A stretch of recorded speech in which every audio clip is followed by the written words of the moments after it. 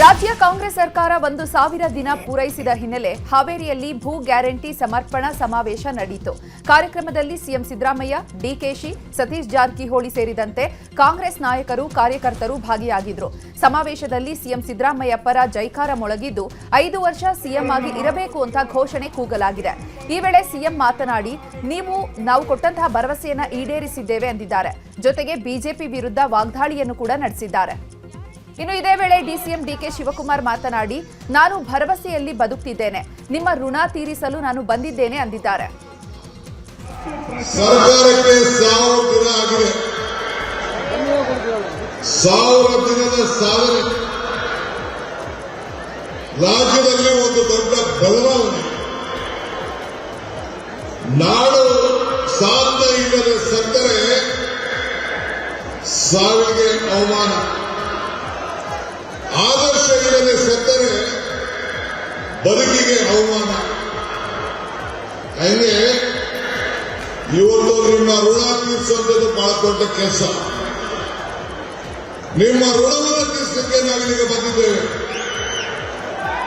ನಿಮ್ಮ ಕೆಲಸ ನಮ್ಮದು.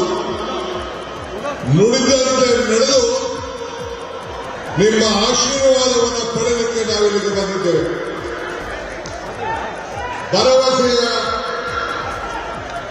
ಭಾವನೆಯ ದಿನದಲ್ಲಿ ನಾವೆಲ್ಲ ಬದುಕ್ತಾ ಇದ್ದೇವೆ. ಕೃಷ್ಣ ಬೈರೇಗೌಡರು ಕಂದಾಯ ಇಲಾಖೆಯ ಜವಾಬ್ದಾರಿಯನ್ನು ತಗೊಂಡ ಮೇಲೆ ಹಕ್ಕುಪತ್ರಗಳನ್ನು ವಿತರಣೆ ಮಾಡಬೇಕು ಅಂತಕ್ಕಂಥದ್ರಲ್ಲಿ ಹೆಚ್ಚು ಮುತುವರ್ಜಿಯನ್ನು ವಹಿಸಿ ಅವರು ಹಕ್ಕುಪತ್ರಗಳನ್ನು ಕೊಡ್ತಕ್ಕಂಥ ಕೆಲಸವನ್ನು ಮಾಡ್ತಾ ಇದ್ದಾರೆ. ಇನ್ನು ಉಳಿದ ಕುಟುಂಬಗಳಿಗೂ ಕೂಡ ಹಕ್ಕುಪತ್ರಗಳನ್ನು ಕೊಡ್ತೇವೆ ಅಂತಕ್ಕಂಥ ಮಾತುಗಳನ್ನು ಈ ಸಂದರ್ಭದಲ್ಲಿ ತಿಳಿಸಲಿಕ್ಕೆ ಬಯಸ್ತಾ ಇದ್ದೇನೆ. ನೀವೆಲ್ಲರೂ ಕೂಡ ಕಳೆದ ವಿಧಾನಸಭಾ ಚುನಾವಣೆಯಲ್ಲಿ ನಮಗೆ ಆಶೀರ್ವಾದವನ್ನು ಮಾಡಿದ್ರಿ. ದಾವಣಗೆರೆ ಜಿಲ್ಲೆ ಸೊರಗೊಂಡನಕೊಪ್ಪದ ಭಾಯಗಢ್ನಲ್ಲಿ ಸಂತ ಸೇವಾಲಾಲ್ 287ನೇ ಜಯಂತಿ ನಡೆದಿದೆ. ಈ ವೇಳೆ ಡಿಸಿಎಂ ಡಿಕೆ ಶಿವಕುಮಾರ್ ವೇದಿಕೆಗೆ ಆಗಮಿಸ್ತಾ ಇದ್ದಂತೆ ಒಳ ಮೀಸಲಾತಿಯಲ್ಲಿ ಬಂಜಾರ ಸಮುದಾಯಕ್ಕೆ ಅನ್ಯಾಯ ಆಗಿದೆ ಅಂತ ಕಪ್ಪು ಪಟ್ಟಿಯನ್ನ ಹಿಡಿದು ಯುವಕರು ಕಿಡಿಕಾರಿದ್ದಾರೆ. ಕನ್ನಡಕ್ಕೆ ಮೊಟ್ಟ ಮೊದಲ ಜ್ಞಾನಪೀಠ ಪ್ರಶಸ್ತಿಯನ್ನು ತಂದುಕೊಟ್ಟಂತಹ ಕುವೆಂಪುರವರ ನಾಡಗೀತೆಗೆ ಕರ್ನಾಟಕ ಸರ್ಕಾರ ಅತ್ಯಂತ ಅದ್ಧೂರಿಯಾಗಿ 100ರ ಸಂಭ್ರಮವನ್ನು ಮಾಡಿದೆ. ಈ ನಿಟ್ಟಿನಲ್ಲಿ ಈಗ ನಾಡಗೀತೆ ದಯಮಾಡಿ ತಾವೆಲ್ಲರೂ ಎದ್ದು ನಿಂತು ನಾಡಗೀತೆಗೆ ಗೌರವವನ್ನು ಸಲ್ಲಿಸಬೇಕು ಅಂತ ಕೇಳ್ಕೊಳ್ತಾ ಇದ್ದಾರೆ. ಇನ್ನು ಹಾವೇರಿ ಭೂ ಗ್ಯಾರಂಟಿ ಸಮರ್ಪಣಾ ಸಮಾವೇಶ ಹಿನ್ನೆಲೆ ಸರ್ಕಾರದ ವತಿಯಿಂದ ಕಾರ್ಯಕ್ರಮದ ಕುರಿತು ಪ್ರೊಮೋ ವಿಡಿಯೋ ಬಿಡುಗಡೆ ಮಾಡಲಾಯಿತು. ಸಮಾವೇಶದಲ್ಲಿ ಎಷ್ಟು ಜನರಿಗೆ ಹಕ್ಕುಪತ್ರ ವಿತರಣೆ ಮಾಡಲಾಗಿದೆ, ಹಾಗೆಯೇ ಸರ್ಕಾರ 1000 ದಿನ ಪೂರೈಸಿದ ಕುರಿತಾದ ವಿಡಿಯೋವನ್ನು ರಿಲೀಸ್ ಮಾಡಲಾಯಿತು. ಹಾವೇರಿಯಲ್ಲಿ ಭೂ ಗ್ಯಾರಂಟಿ ಸಮರ್ಪಣಾ ಸಮಾವೇಶ ಹಿನ್ನೆಲೆ ಸಮಾವೇಶಕ್ಕೆ ಬರುವವರಿಗೆ ಭರ್ಜರಿ ಊಟದ ವ್ಯವಸ್ಥೆಯನ್ನು ಮಾಡಲಾಗಿದೆ. 1.5 ಲಕ್ಷ ಜನರಿಗೆ ಜಿಲ್ಲಾಡಳಿತ ಮಧ್ಯಾಹ್ನದ ಊಟದ ವ್ಯವಸ್ಥೆಯನ್ನು ಮಾಡಿತ್ತು. 1,000 ಸಿಬ್ಬಂದಿಗಳಿಂದ ಊಟ ತಯಾರಿ ಮಾಡಲಾಗಿದ್ದು, ಈಗಾಗಲೇ ಮೊಸರನ್ನ, ಪಲಾವ್ ಸಿದ್ಧಪಡಿಸಲಾಗಿದ್ದು, ಊಟ ವಿತರಣೆ ಮಾಡೋಕೆ 120 ಕೌಂಟರ್ ನಿರ್ಮಾಣ ಮಾಡಲಾಗಿತ್ತು. ಕಾಂಗ್ರೆಸ್ ಸರ್ಕಾರಕ್ಕೆ 1000 ದಿನ ಪೂರೈಸಿದ್ದು ಹಾವೇರಿಯಲ್ಲಿ ಬೃಹತ್ ಸಂಭ್ರಮಾಚರಣೆ ನಡೀತಾ ಇದೆ. ಈ ಹಿನ್ನೆಲೆ ಪ್ರತಿಪಕ್ಷ ನಾಯಕ ಬಿಜೆಪಿ ನಾಯಕರು ಸುದ್ದಿಗೋಷ್ಠಿಯನ್ನು ನಡೆಸಿದ್ದಾರೆ. ಈ ವೇಳೆ ಬಿವೈ ವಿಜಯೇಂದ್ರ ಮಾತನಾಡಿ ಕಾಂಗ್ರೆಸ್ ವಿರುದ್ಧ ಕಿಡಿಕಾರಿದ್ದಾರೆ. ಹಿಂದೆ ಬಿಜೆಪಿ ಸರ್ಕಾರದ ಅವಧಿಯಲ್ಲಿ ಅನೇಕ ಬಡವರ ಪರ ಯೋಜನೆಗಳನ್ನ ಜಾರಿಗೆ ತಂದಿದ್ರು. ಆದರೆ ಕಾಂಗ್ರೆಸ್ ಸರ್ಕಾರದಲ್ಲಿ ಮುಡಾ, ವಾಲ್ಮೀಕಿ ಹಗರಣ, ಸ್ಮಾರ್ಟ್ ಮೀಟರ್ ಹಗರಣ, ಗೃಹಲಕ್ಷ್ಮಿ ಹಗರಣ ನಡೆದಿದೆ. ಇನ್ನು ಗೃಹಲಕ್ಷ್ಮಿಯ 5,000 ಕೋಟಿ ಹಣದ ಬಗ್ಗೆ ಸಿಎಂ ಬಳಿ ಉತ್ತರವೇ ಇಲ್ಲ. ಕಾಂಗ್ರೆಸ್ ಹೈಕಮಾಂಡ್ ಕರ್ನಾಟಕವನ್ನ ಅಡ ಇಟ್ಟಿದ್ದಾರೆ. ಇನ್ನು ಕಾಂಗ್ರೆಸ್ನಿಂದ ಯಾವುದೇ ಅಭಿವೃದ್ಧಿ ಮಾಡಲು ಸಾಧ್ಯವಿಲ್ಲ. ಅಲ್ಪಸಂಖ್ಯಾತರ ಓಲೈಕೆಯನ್ನ ಮಾಡಿಕೊಂಡು ಹಿಂದೂಗಳಿಗೆ ಅವಮಾನ ಮಾಡಿದ್ದಾರೆ. ಸಿಎಂ ಸಿದ್ದರಾಮಯ್ಯರನ್ನ ಕರ್ನಾಟಕವನ್ನ ದಿವಾಳಿ ಮಾಡಿದ್ದಾರೆ ಅಂತ ವಿಜಯೇಂದ್ರ ವಾಗ್ದಾಳಿ ನಡೆಸಿದ್ದಾರೆ. ಪಕ್ಷದ ಹೈಕಮಾಂಡ್ ಇವತ್ತು ಕರ್ನಾಟಕವನ್ನ ಅಡ ಇಟ್ಟಿದ್ದಾರೆ ಅಂತ ಹೇಳೋದಕ್ಕೆ ನಾನು ಬಯಸ್ತೇನೆ. ಇಲ್ಲಿ ಲೂಟಿ ಮಾಡಿ ಹೈಕಮಾಂಡ್ಗೆ ತೃಪ್ತಿಪಡಿಸಿ ತಮ್ಮ ಮುಖ್ಯಮಂತ್ರಿ ಕುರ್ಚಿಯನ್ನು ಸುಭದ್ರಗೊಳಿಸ್ತಕ್ಕಂಥ ಕೆಲಸ ಈ ರಾಜ್ಯದಲ್ಲಿ ಯಾವುದೇ ಒಂದು ಅಭಿವೃದ್ಧಿ ಮಾಡೋದಕ್ಕೆ ಸಾಧ್ಯ ಇಲ್ಲ. ಕಾಂಗ್ರೆಸ್ ಪಕ್ಷದ ಪಂಚ ಗ್ಯಾರಂಟಿಗಳು ರಾಜ್ಯದಲ್ಲಿ ಇವತ್ತು ಸಾಕಷ್ಟು ಸುಧಾರಣೆಗಳನ್ನ ತಂದುಬಿಟ್ಟಿದೆ. ಇವರ ಪಂಚ ಗ್ಯಾರಂಟಿಗಳು ಪಂಚರ್ ಆಗಿ ಬಹಳ ವರ್ಷಗಳೇ ಕಳೆದಿದೆ. ಕಾಂಗ್ರೆಸ್ ಇನ್ನು ರಾಜ್ಯ ಸರ್ಕಾರದ 1000 ದಿನಗಳ ಸಂಭ್ರಮಾಚರಣೆ ವಿಚಾರದ ಕುರಿತು ಬೆಂಗಳೂರಿನಲ್ಲಿ ಕೇಂದ್ರ ಸಚಿವ ಎಚ್.ಡಿ. ಕುಮಾರಸ್ವಾಮಿ ಪ್ರತಿಕ್ರಿಯೆ ನೀಡಿದ್ದಾರೆ. 1000 ದಿನಗಳ ಸಂಭ್ರಮವು 1 ಲಕ್ಷ ಹಕ್ಕುಪತ್ರ ಪೌತಿ ಖಾತೆನೋ ಮಾಡಿರೋದನ್ನ ನೋಡಿದ್ದೇವೆ ಅಂತ ಕಿಡಿಕಾರಿದ್ರು. ಇನ್ನು ಚಾಮರಾಜನಗರದಲ್ಲಿ ಮಾಜಿ ಸಚಿವ ಎನ್ ಮಹೇಶ್ ಹಾಗೂ ಮಂಗಳೂರಿನಲ್ಲಿ ವಿಧಾನ ಪರಿಷತ್ ಸದಸ್ಯ ಸಿಟಿ ರವಿ ಕೂಡ ಕಿಡಿಕಾರಿದ್ರು.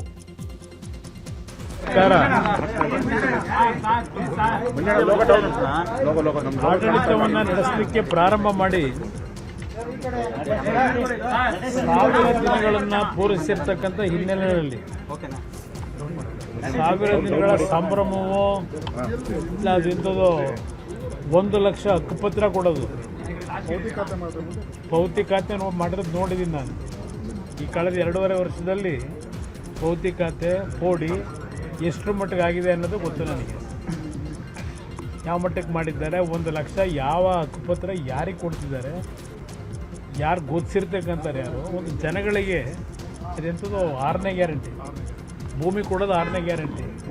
ಸದ್ಯ ಭೂ ಗ್ಯಾರಂಟಿ ಯಾರಿಗೆ ಭೂ ಗ್ಯಾರಂಟಿ? ಸರ್ಕಾರದಲ್ಲಿ ಇರ್ತಕ್ಕಂಥ ಮಂತ್ರಿಗಳಿಗೆ ಭೂ ಗ್ಯಾರಂಟಿ. ಈ 1000 ದಿನಗಳ ಸಾಧನೆ ಏನು ಅಂತ ನೋಡಿದಾಗ ಇಡೀ ರಾಜ್ಯದ ಜನತೆ ಹೇಳ್ತಾ ಇದ್ದಾರೆ, 1000 ದಿನಗಳ ಆಡಳಿತದಲ್ಲಿ ಸಾವಿರಾರು ಸಮಸ್ಯೆಗಳನ್ನು ಸರ್ಕಾರ ಮಹಾ ಜನತೆಯ ತಲೆ ಮೇಲೆ ಹಾಕಿದೆ.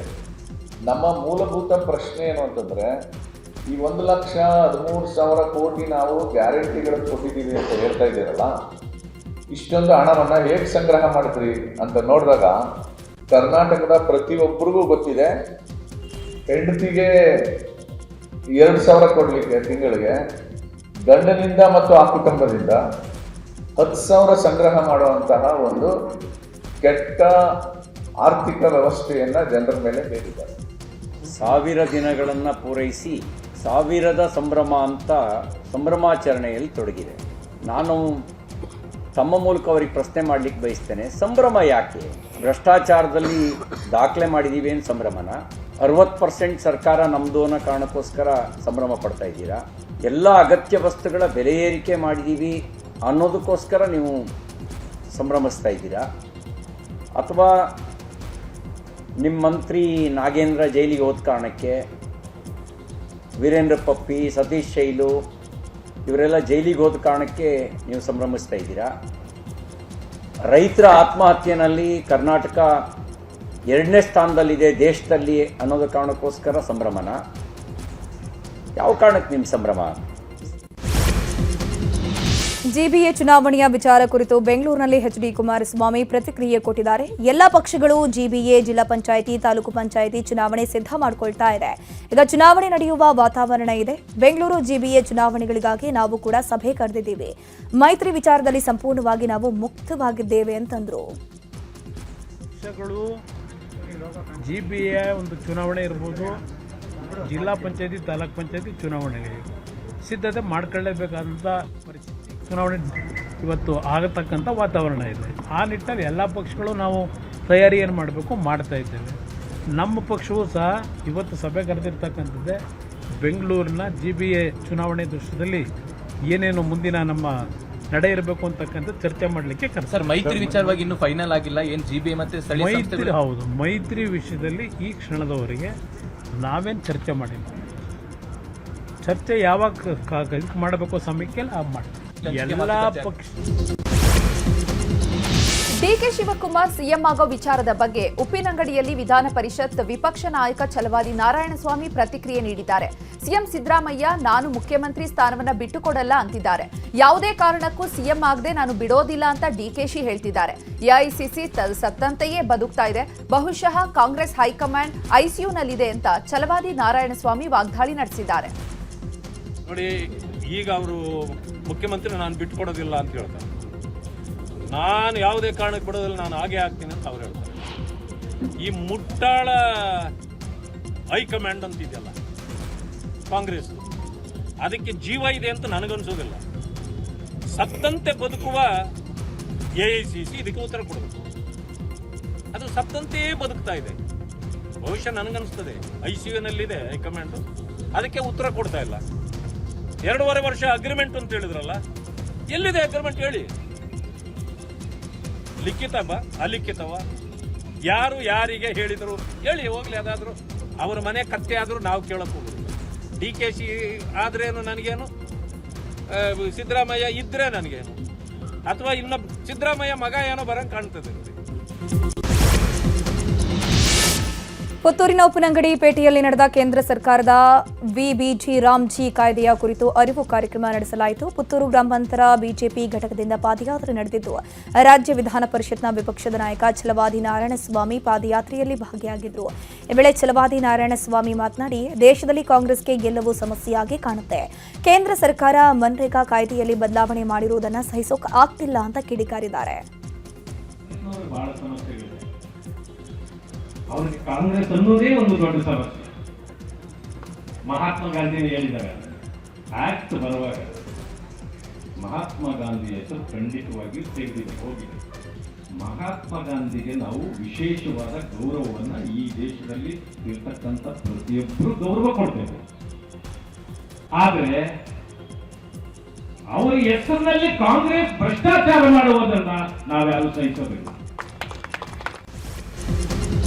ಹಾಸನದಲ್ಲಿ ನಿಗೂಢವಾಗಿ ಮಹಿಳೆ ನಾಪತ್ತೆಯಾಗಿದ್ದಾರೆ. ಕುಣಿಗಲ್ನ 29 ವರ್ಷದ ಪ್ರಿಯಾಂಕಾ ಚಿಕ್ಕಮಗಳೂರಿನಲ್ಲಿ ಮದುವೆಗೆ ಬಂದಿದ್ರು. ಆದರೆ ಮೈ ಮೇಲೆ 30 ಲಕ್ಷ ಮೌಲ್ಯದ ಒಡವೆಯನ್ನ ಧರಿಸಿದ್ದ ಪ್ರಿಯಾಂಕಾ ಬೇಲೂರು ಬಸ್ ನಿಲ್ದಾಣದಿಂದ ನಿಗೂಢವಾಗಿ ಕಣ್ಮರೆಯಾಗಿದ್ದಾರೆ. ಹಾಸನ ತಾಲೂಕಿನ ಕಲ್ಕೆರೆ ಬಳಿ ಮಹಿಳೆ ಧರಿಸಿದಂತಹ ಬಟ್ಟೆ, ಚಪ್ಪಲಿ ಮತ್ತು ವ್ಯಾನಿಟಿ ಬ್ಯಾಗ್ ಪತ್ತೆಯಾಗಿದೆ. ಇನ್ನು ಫೆಬ್ರವರಿ 12ರ 7:30 ವೇಳೆಗೆ ಕುಟುಂಬಸ್ಥರಿಗೆ ಪ್ರಿಯಾಂಕಾ ಕರೆ ಮಾಡಿದ್ರು. ಬಳಿಕ ಮೊಬೈಲ್ ಸ್ವಿಚ್ ಆಫ್ ಆಗಿದೆ. ನಾವು ನಿನ್ನೆಯೇ ದೂರು ದಾಖಲಿಸಲು ಮುಂದೆ ಆಗಿದ್ವು, ಆದರೆ ಪೊಲೀಸರು ನಮಗೆ ಸಹಕಾರ ನೀಡಲಿಲ್ಲ ಅಂತ ಕುಟುಂಬಸ್ಥರು ಆರೋಪಿಸಿದ್ದಾರೆ. ಅರೇಹಳ್ಳಿ ಬೇಲೂರು ಪೊಲೀಸರು ನಿರ್ಲಕ್ಷ್ಯ ಮಾಡಿದ್ದಾರೆ ಅಂತ ಹಾಸನ ಎಸ್ಪಿ ಎದುರು ಸಂಬಂಧಿಕರು ಕಿಡಿಕಾರಿದ್ದಾರೆ. ಇನ್ನು ಮಹಿಳೆ ನಿಗೂಢವಾಗಿ ಸಾವನ್ನಪ್ಪಿದ ಪ್ರಕರಣಕ್ಕೆ ಸಂಬಂಧಪಟ್ಟಂತೆ ಶೋಧ ಕಾರ್ಯ ಮುಂದುವರೆದಿದೆ. ಪೊಲೀಸರು ಡ್ರೋನ್ ಬಳಸಿ ಕಾರ್ಯಾಚರಣೆ ನಡೆಸ್ತಾ ಇದ್ದು, ಸದ್ಯ ಯಾವುದೇ ಕುರುಹು ಪತ್ತೆಯಾಗಿಲ್ಲ. ತುಮಕೂರಿನ ಸಾಕೇತ್ ಶ್ರೀನಿವಾಸಯ್ಯ ಎಂಬ ವಿದ್ಯಾರ್ಥಿ ಅಮೆರಿಕದ ಕ್ಯಾಲಿಫೋರ್ನಿಯಾದಿಂದ ನಾಪತ್ತೆಯಾಗಿದ್ದಾರೆ. ಕ್ಯಾಲಿಫೋರ್ನಿಯಾದ ಬರ್ಕ್ಲಿ ವಿಶ್ವವಿದ್ಯಾಲಯದಲ್ಲಿ ಸಾಕೇತ್ ವ್ಯಾಸಂಗ ಮಾಡ್ತಾ ಇದ್ರು. ಆದರೆ ಕಳೆದ 6 ದಿನಗಳಿಂದ ಕಾಣೆಯಾಗಿರುವ ಬಗ್ಗೆ ಭಾರತೀಯ ರಾಯಭಾರಿ ಕಚೇರಿ ಮಾಹಿತಿ ಕೊಟ್ಟಿದೆ. ಫೆಬ್ರವರಿ 9ರಂದು ಸಾಕೇತ್ ಕೊನೆಯದಾಗಿ ರೀಜನಲ್ ಪಾರ್ಕ್ನಲ್ಲಿರುವ ಕೆರೆ ಬಳಿ ಕಾಣಿಸಿಕೊಂಡಿದ್ರು. ಸಾಕೇತ್ ತಂದೆ ತುಮಕೂರಿನವರಾಗಿದ್ದು, ತಾಯಿ ಚಿಕ್ಕಮಗಳೂರಿನವರು. ಸದ್ಯ ರೀಜನಲ್ ಪಾರ್ಕ್ನ ಕೆರೆಯ ದಡದಲ್ಲಿ ಸಾಕೇತ್ ಬಟ್ಟೆಗಳು, ಪಾದರಕ್ಷೆ ಮತ್ತು ಇತರ ವೈಯಕ್ತಿಕ ವಸ್ತುಗಳು ಪತ್ತೆಯಾಗಿವೆ. ಚೆನ್ನೈ ಐಐಟಿಯಲ್ಲಿ ಇಂಜಿನಿಯರಿಂಗ್ ಓದಿದ ಸಾಕೇತ್ ಎಂಎಸ್ ಮಾಡೋಕೆ ಕ್ಯಾಲಿಫೋರ್ನಿಯಾಕ್ಕೆ ಹೋಗಿದ್ರು. ಇನ್ನು ಸಾಕೇತ್ ನಾಪತ್ತೆ ಹಿನ್ನೆಲೆ ಸ್ನೇಹಿತ ಭಾವನಾತ್ಮಕವಾಗಿ ಪೋಸ್ಟ್ ಹಾಕಿದ್ದಾನೆ. ಪೊಲೀಸ್ ಠಾಣೆಯಿಂದ ಕೊಲೆ ಆರೋಪಿ ಎಸ್ಕೇಪ್ ಆಗಿರೋ ಘಟನೆ ಹುಬ್ಬಳ್ಳಿಯ ಬೆಂಡಿಗೇರಿ ಠಾಣೆಯಲ್ಲಿ ನಡೆದಿದೆ. ಆರೋಪಿ ಪ್ರಜ್ವಲ್ ಎಂಬಾತನನ್ನ ಕೊಲೆ ಕೇಸ್ನಲ್ಲಿ ವಿಚಾರಣೆಗೆ ಅಂತ ಪೊಲೀಸರು ಕರೆದಿದ್ರು. ಈ ಸಿಬ್ಬಂದಿ ಕಣ್ತಪ್ಪಿಸಿ ಓಡ್ ಹೋಗಿದ್ದಾನೆ. ಈ ವೇಳೆ ಸದ್ಯ ಪರಾರಿಯಾದ ಆರೋಪಿ ಪ್ರಜ್ವಲ್ಗಾಗಿ ಹುಡುಕಾಟ ಮುಂದುವರೆದಿದೆ. ಆದಷ್ಟು ಬೇಗ ಆರೋಪಿಯನ್ನ ವಶಕ್ಕೆ ಪಡಿತೀವಿ. ಹಾಗೆಯೇ ವರದಿ ಆಧರಿಸಿ ಕರ್ತವ್ಯ ಲೋಪ ಎಸಗಿದ ಸಿಬ್ಬಂದಿ ಮೇಲೆ ಕ್ರಮ ಕೈಗೊಳ್ತೀವಿ ಅಂತ ಪೊಲೀಸ್ ಆಯುಕ್ತ ಎನ್ ಶಶಿಕುಮಾರ್ ಹೇಳಿದ್ದಾರೆ. ಚಾಮರಾಜನಗರದ ಕಾಡುಹೊಲ ಗ್ರಾಮದಲ್ಲಿ ಸರಿಯಾದಂತಹ ರಸ್ತೆ ಇಲ್ಲದೆ ಗ್ರಾಮಸ್ಥರು ನಿತ್ಯ ಪರದಾಡ್ತಿದ್ದಾರೆ. ದುಂಡಮ್ಮ ಎನ್ನುವವರು ದಿಢೀರ್ ಮೂರ್ಛೆ ಹೋಗಿದ್ರು. ಈ ವೇಳೆ ಮೂರ್ಛೆ ಹೋದ ಮಹಿಳೆಯನ್ನ ಡೋಲಿಯಲ್ಲಿ 2 ಕಿಲೋಮೀಟರ್ ಕುಟುಂಬಸ್ಥರು ಹೊತ್ತು ಸಾಗಿದ್ದಾರೆ. ಮಹದೇಶ್ವರ ಬೆಟ್ಟದ ಪ್ರಾಥಮಿಕ ಆರೋಗ್ಯ ಕೇಂದ್ರಕ್ಕೆ ದಾಖಲು ಮಾಡಲು ಡೋಲಿಯಲ್ಲೇ ಸಾಗಿಸಿದ್ದಾರೆ. ಬಳಿಕ ಖಾಸಗಿ ಆಂಬ್ಯುಲೆನ್ಸ್ ಮೂಲಕ ತಮಿಳುನಾಡಿನ ಕೊಳತ್ತೂರು ಆಸ್ಪತ್ರೆಗೆ ಕರೆತರಲಾಗಿದೆ. ಬೆಂಗಳೂರಿನಲ್ಲಿ 6 ಮಹಿಳೆಯರ ಗ್ಯಾಂಗ್ ದರೋಡೆಗಿಳಿದಿದೆ. ಯಶವಂತಪುರದ ಗೋಲ್ಡನ್ ಅಪಾರ್ಟ್ಮೆಂಟ್ನಲ್ಲಿ 6 ಕಳ್ಳಿಯರು ನುಗ್ಗಿ 40,000 ಹಣ ಹಾಗೂ ಚಿನ್ನ ಕಳ್ಳತನ ಮಾಡಿದ್ದಾರೆ. ಈ ಖತರ್ನಾಕ್ ಗುಂಪು ಆರ್ಟಿಫಿಷಿಯಲ್ ಒಡವೆ ಮಾರಾಟ ನೆಪದಲ್ಲಿ ಕಳ್ಳತನ ಮಾಡಿರುವುದು ಕಳ್ಳಿಯರ ಕೈಚಳಕ ಸಿಸಿಟಿವಿಯಲ್ಲಿ ಸೆರೆಯಾಗಿದೆ. ಘಟನೆ ಸಂಬಂಧ ಯಶವಂತಪುರ ಪೊಲೀಸ್ ಠಾಣೆಯಲ್ಲಿ ದೂರು ಕೂಡ ದಾಖಲಾಗಿದೆ. ರೌಡಿ ಶೀಟರ್ ಬಿಕ್ಲು ಶಿವ ಕೊಲೆ ಪ್ರಕರಣಕ್ಕೆ ಸಂಬಂಧಪಟ್ಟಂತೆ ಅರೆಸ್ಟ್ ಆಗಿರುವಂತಹ ಬಿಜೆಪಿ ಶಾಸಕ ಭೈರತಿ ಬಸವರಾಜ್ಗೆ ಹೃದಯ ಸಂಬಂಧಿ ಸಮಸ್ಯೆ ಕಾಣಿಸಿದೆ. ಹೀಗಾಗಿ ಜಯದೇವ ಆಸ್ಪತ್ರೆಯಲ್ಲಿ ಚಿಕಿತ್ಸೆ ನೀಡಲಾಗ್ತಾ ಇದೆ. ಪ್ರತಿ 4 ಗಂಟೆಗೊಮ್ಮೆ ಪೊಲೀಸರಿಗೆ ಹೆಲ್ತ್ ಅಪ್ಡೇಟ್ ಅನ್ನು ನೀಡಲಾಗ್ತಾ ಇದೆ. ಸದ್ಯ ವೈದ್ಯರು ಆಂಜಿಯೋಗ್ರಾಮ್ ಪರೀಕ್ಷೆಯನ್ನು ಮಾಡಿದ್ದು ರಕ್ತನಾಳಗಳಲ್ಲಿ ಬ್ಲಾಕೇಜ್ ಕಂಡು ಬಂದ್ರೆ ಡಿಸ್ಚಾರ್ಜ್ ಮಾಡಲಾಗುವುದಿಲ್ಲ. ಆದರೆ ಈವರೆಗೂ ರಕ್ತನಾಳಗಳು ಸ್ಟೇಬಲ್ ಅಂತ ವರದಿ ಬಂದಿದೆ. ಫೈನಲ್ ರಿಪೋರ್ಟ್ ಬಂದ ಮೇಲೆ ಜಡ್ಜ್ ಮನೆಗೆ ಹಾಜರುಪಡಿಸೋದಾ ಅಥವಾ ಚಿಕಿತ್ಸೆ ಮುಂದುವರಿಸೋದಾ ಅಂತ ಸಿಐಡಿ ಮುಂದಿನ ನಿರ್ಧಾರವನ್ನು ಕೈಗೊಳ್ಳಲಿದೆ. ಇನ್ನು ಬಿಜೆಪಿ ಶಾಸಕ ಭೈರತಿ ಬಸವರಾಜ್ ಮನೆಗೆ ಪ್ರತಿಪಕ್ಷ ನಾಯಕ ಆರ್ ಅಶೋಕ್ ಭೇಟಿ ನೀಡಿದ್ರು. ಈ ವೇಳೆ ಕುಟುಂಬಸ್ಥರಿಗೆ ಧೈರ್ಯ ತುಂಬಿದ್ದಾರೆ.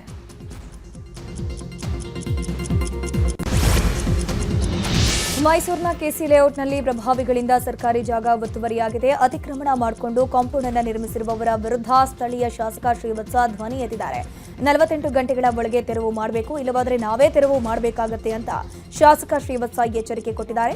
ಈ ಹಿನ್ನೆಲೆ ಸ್ಥಳಕ್ಕೆ ತಹಸೀಲ್ದಾರ್ ಮಹೇಶ್ ನೇತೃತ್ವದಲ್ಲಿ ಒತ್ತುವರಿ ಭೂಮಿ ಅಳತೆ ನಡೆಸಿ ಒತ್ತುವರಿಯಾಗಿದ್ದ ಭೂಮಿ ತೆರವು ಮುಂದಾಗಿದ್ದಾರೆ.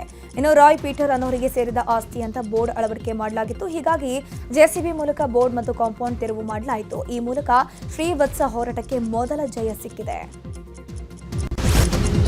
ಪ್ರೇಮಿಗಳ ದಿನಾಚರಣೆ ಹಿನ್ನೆಲೆ ಗುಲಾಬಿ ಹೂವಿಗೆ ಮಾರುಕಟ್ಟೆಯಲ್ಲಿ ಭಾರಿ ಡಿಮ್ಯಾಂಡ್ ಕ್ರಿಯೇಟ್ ಆಗಿದೆ. ಇಂದು ಪ್ರೇಮಿಗಳಿಗೆ ವಿಶೇಷ ದಿನವಾದ ಹಿನ್ನೆಲೆಯಲ್ಲಿ ಕೆಂಪು ಗುಲಾಬಿ ಬೆಲೆ ಸಾಮಾನ್ಯ ದರಕ್ಕಿಂತ 4-5 ಪಟ್ಟು ದುಪ್ಪಟ್ಟಾಗಿದೆ. ಪ್ರೇಮಿಗಳ ದಿನಾಚರಣೆ ಹಿನ್ನೆಲೆ ನಂದಿ ಗಿರಿಧಾಮ ಕ್ಲೋಸ್ ಮಾಡಲಾಗಿದೆ. ಪ್ರವಾಸಿಗರಿಗೆ ನಿರ್ಬಂಧ ಹೇರಿ ಚಿಕ್ಕಬಳ್ಳಾಪುರ ಜಿಲ್ಲಾಧಿಕಾರಿ ಆದೇಶ ಹೊರಡಿಸಿದ್ದಾರೆ. ಬೆಳಗ್ಗೆ 6 ಗಂಟೆಯಿಂದ ಇವತ್ತು ಸಂಜೆ 6 ಗಂಟೆಯವರೆಗೆ ನಂದಿ ಬೆಟ್ಟಕ್ಕೆ ಪ್ರವಾಸಿಗರಿಗೆ ನಿರ್ಬಂಧ ಹೇರಲಾಗಿದೆ. ಜನದಟ್ಟಣೆ ನಿಯಂತ್ರಿಸೋಕೆ, ಶಾಂತಿ ಕಾಪಾಡೋಕೆ ಚಿಕ್ಕಬಳ್ಳಾಪುರ ಡಿಸಿ ಜಿ ಪ್ರಭು ಆದೇಶಿಸಿದ್ದಾರೆ.